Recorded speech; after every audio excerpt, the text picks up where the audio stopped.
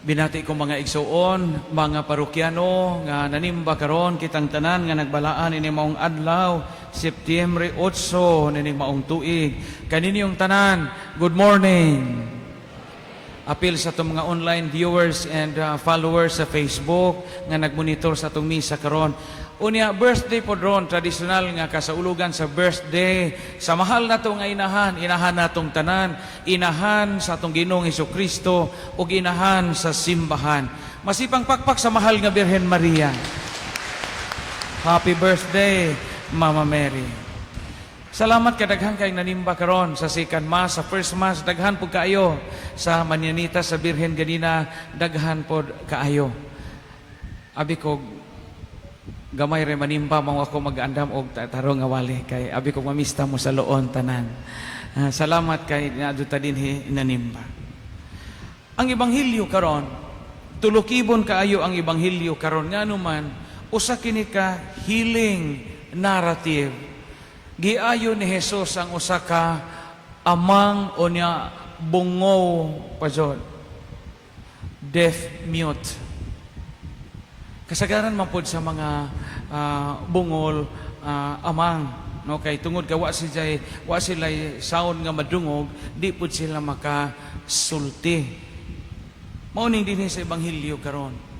Pero lahi sa ubang asoy sa Ebanghelyo kung nakabantay mo, dramatic, no, kasabot mo dramatic pag-ayo ang pag-ayo ni Jesus sa maong tao nga amang ubungol sa Ebanghelyo karon. Nganuman wa ni siya kashaa, wa ni siya diretsoha. Sa uban manggod nga mga asoy sa Biblia, igo ra man mayon ang Ginoo nga pauli sa inyo imong pagtuo markaayo nimo, lakaw ug uli sa inyo naayo na ka, di ba? Karon step by step. Mangutana tangano kang wa magdiretso sa Ginoo azo, no? Gi anam-anam niya. Primero og atong tan-awon. By the way, daghaman nato nakasinati og mga bungol, no? Kamo mga tiguwang dinhi, di ba, mo'y awayan sa inyong bana usahay. Kanang bungo na inyong bana unsa. Kung may istorya gani mong bungo, adyaw posga taman-taman kay mo samot ka kasapot og bisag hingsinggit na kaon sa inig-istorya nimo dige pong kadungog. Way hinungdan bisan pag magsagit-sagit ka bungol naman ang daan. Pakita sa imong baba. Mo na sekreto mga istorya kag bungo. Pakita sa imong baba o usay porma sa imong baba. Pakatan-awa siya adyaw singgite. Example, ingnon nimo na imong bana kitang bungo, ingnon nimo nga buang ka. Di ba? Makasabot man to. Buang ka. Makasabot to kay makaibaw man sa porma sa imong baba. Pero ayaw asinggiti kay mahinungdan kay di man siya kadungog. Mubuta na usahay masipyat ha. Pwede ra na nimog hinayon pag istorya basta kay makakita sa porma sa imong wait. O example mo yung kita kag tana. Masabtan man ani siya kay di man siya buta. Bijaan na ka na ho. Makasabot na. Kaya makakita mo sa shape sa imong wait. Kako kadaghan kay kong mga bungo nga nakauban sa dito pa ko sa katedral daha mga pari nga mga retired gani ato nga may there is in peace na nga matay na pud in taon. Mga bungo. Di gani ko'y amigong pari sa una namatay nito si Father na mukatkat. Migo may ito kaayo niya. Kaya mga retired sa katedral kay hayahay naman na sila kay retired na God. Human ang ilang pagpanarbaho pagkapari sa una. Bungo ito isang pikas dunggan niya. Ang trabaho retired nga pari sa katedral sa una kay wa naman God. Kumpisal usahay niya TV o kaon. Maoro mo ito na trabaho. Tanog TV o kaon. Ito si padre lagi amigo mami ato di makakomedya ko. Bungo to isang pikas dunggan. Ang pikas mo amoy makadungog. Di gikan ko gamisa, unya gatanaw-tanaw magsibig kaon-kaon og kanang nay binignit. Di hong giingnan tong pikas dunggan og haya-haya oy. Tanaw-tanawan malamag TV ag 15,000. Kay 15,000 may sweldo apil ang gasolina allowance. Matang agahong na istoryahan kay kadto man makadungog nga dunggan. Isa kong giing nagbaylo ta, ikaw maoy wheelchair, niya ako maoy misa. Ingon kog simbako ka ba diha tiguanga ka, ikaw ra. Di ba dyan po lalim ning mabungol ta? Di lalim. Unya karon, primero, kabantay mo sa Ebanghelyo, primero, pahilayo siya ni Jesus sa mga tao. Kaya daghama kitang tao, imagino ni mo nga daghan sila adto nga tapok, imagino ni mo nga daghang gapunsisok nga tao, mura siya gigujod ni Jesus paladyo. O sa may buti pasabot, nga gamhanan mo ta Ginoo, pwede na mayog, naadyo na ka. Kanong isa pa manggida dito sa layo, gisingle out sa Ginoo. Matod sa mga Bible scholars and Bible commentators, gipahilayo ni Jesus ang bungol nga amang ug dito ni jaajuhan ladyo sa mga tao aron pagpakita nga ang iyang pag-ayo kaniya is something that is special. Nasabtan ninyo? Something nga linain sa Binisaya pa. Mo man ay Binisaya og special, linain. Linain ang iyang pag-ayo. Wa ibutang ug wa iuban sa kadaghanan. Sunod, gikukog niya ang dunggan. Gikulkog niya ang mga tudlo ni Jesus sa dalunggan sa tao. So gikukog. Kasuway na ba magpangukog? Ha? Kasuway na magpangukog? Sa may kukog ka nang itusok ba, ana? Nganong gitusok man sa Ginoo ang dunggan sa tao nga amang ug buta, amang ug bungol. Kay ang karaang mga Hudiyo gatuo nga ug naa kay kapansanan sa imuhang pangdungog, pananaw, panulti, na ay daotang espiritu nga nasud dito sa suod na sirhan. Mao bitaw nga sa Ebanghelyo karon, gihikap ni Jesus ang dila sa deaf mute, nagikukog ang dunggan. Kay ilang pagtuo nga kay wa ni makadungog na ay daotang espiritu nga tuwa sa suod mo nga ato ning kulitugon. Sa may kalainan sa kukog o kulitog. Kasabot mo kulitog? Wow, kasabot. Sir Pedro, kasabot ni kulitog. Ang kukog, usara na kadireksyon, no? Kukog nga na. O kulitog, itusok ni mo ng imong tudo, iingon anak pa dito sa suod. Muna'y kulitog. Kamagin ang kamauta, anak ka, Bisaya, manta. Kukog o kulitog, diferensya na. Pero puros na pagsuod sa kabuho. Gikukog sa Ginoong Hesukristo ang dunggan, aron pagpakita nga udyan munay daotang espiritu dito sa suod, cleared na ka.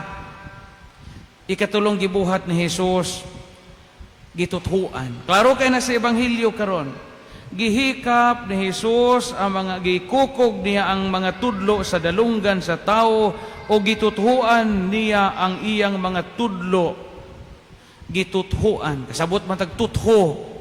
Tutho is kanang mukuang kaglaway. Tutho. Lain po ng giludan. Katong giludan, kaya dako man to. Dako man tong luwa. Muna'y luwa, giludan. Hukaw may mugawas, ana. Og tutho, spittle sa in English pa. Yun ay tutho. Kining Bisaya ba nga language? Piskay, basta kamaot sa mga variants sa term, sa iyang mga kalainan. Tutho ang gigamit. Nganong tutho man? Kaya ang karaang mga tao, gatuo nga kining laway na ay tambal. Tambal ning luwa. Sa karaang panahon pa na. Di ba kadungog mo na mo ingon nga, kana ko nung luwa na to makadlawon, kanang wapatay panutbras, kanang naitambaw, kadungog mo, ana? Ikanunay mo kung makadungog sa hong nanay, ana, kanang lusayan mi ane, yaw kanang inig mata makadlawon, as 4 kanang unang luwa ni mo, wapa kay panutbras, kanang baho, yung luwa, bitaw, kanang baho. Mao na ibutang kay makaadyo kunog mga pamog, mga sakit-sakit, karaan na nga pagtuo. Bisa ka ng has, kabantay mo anang has, kanang has bitaw masamad, kanang iring og iro, kabantay mo masamad sila, kalingawan nila tilap-tilap. Nay tambal ang laway. Mo bitaw mga albularyo, manambaw sila, lawayan jud ka, tuthuan ka. Mo kamo mga bana, tuthuin ni jud na iyong asawa, ano? Kay tambaw na, ano? Mga asawa po, laway-lawayin ni na inyong bana. Kay magtiadyon man mo, aron matambawan sila. Tambaw ng laway. Aw ganing tatay sa una, manglansad og manok, kanang mabuntag og hapon, niya, kanang nay ubang manok, bitang ila, kaayo, kanang di padakop, bitaw, kanang murag ladyo sa tag-ija. Kung sa ibuhato ni tatay na mga piso o madakpa niya, iyang tutuan, laway-lawayan ng ilawom sa pako. No, ilang atutuan aning pako onja. Kanunay, no, marag tulo ka adlaw, inig ka mga matingapit to po kay inig kadugayan. Kanang manok bisag inunsa nimo bugaw kay di na mo hawa sa inyong banggira. Karaan nga pagtuo ng laway. Mga adto po ni usik-usikin na inyong laway, no? Kay tambaw na si Jesus bitaw nanutho man karon. Gitutuan niya. Unya paghuman ingon ang Ginoong Hesukristo, maabli ka. Arita mo patighog sa tong pamalandong pag-ingon ni Jesus nga efata, maabli ka. Nganong ingon mga tong Ginoong Hesukristo og maabli ka? Tungod kay ang usa ka tawo nga amang og bungol nabuwag siya sa komunidad. Nahilayo siya sa mga tao ug wa siya constant communication. Kailan ka, o amang ka, di ka kaistorya, di ka kapadayag sa imuha nga gipangbati. Madyo karon kay na may sign language. Unya, og bungol ka, di ka makamatikod sa unsay mga nanghitabo sa imong palibot. Wa kay kalibutan kog libakon, kay bungo man ka. Wa kay kalibutan og istoryahan kag maot sa imong atubangan. Wa kay kalibutan og unsay mga public announcement. Sa laktod nga pagasulti ang tao nga amang og bungol kaniadto mabuwag sila sa community. Mo nga ingon ang Ginoo karon, maabli ka, efata. Kita ba sa atong kinabuhi mga igsuon? Daghang mga panahon nga sirado ang atong kaugalingon ngadto sa uban. Maparihas po ta aning amang og bungol sa ebanghelyo karon nga giingnan sa Ginoo, maabli ka. Kanang magbungol mo sa imong ugangan, masirado man inyong communication, na imong ugangan maglungag og ija, ikaw gadigamo po kag imo, gahukad si jag ija nang hugas po kag imo, gaipon mo pudyo. Ingon ang Ginoo, maabli ka. Daghang mga panahon nga sirado ang atong kaugalingon. Di ta makaabli ngadto sa uban. Sirado ang atong kasing-kasing nga usahay, di ta makahuna-huna kinsay ang ayan natong tabangan. Usahay sirado ang atong kasing-kasing nga di ta mo dawat og tambag sa ubang mga tao, di ta mo dawat og may sa ubang mga tao, og di ta mo dawat og unsay isulti sa ubang mga tao nga makatabang nato. Kay numdum ko, nawali na ninako. No? Nakadungog na tiling uban ni ini. Dayo sa kapari nga bungo-bungo, unya nga pakumpisal. Bungo-bungo naman ito sa katiguang na. Ang pagpagkumpisal sa una kay formal man, di mo para karon nga mutapad na mo sa pari. Sa una di mo makakita sa naong sa pari mo, bito na ikumpisalan ang nang likod, di ba? Mga tiguang, nang bibi, kaabot mo na sa una. Nga di mo ug mo kumpisal mo sa una, anha rang buho-buho anang confessional box.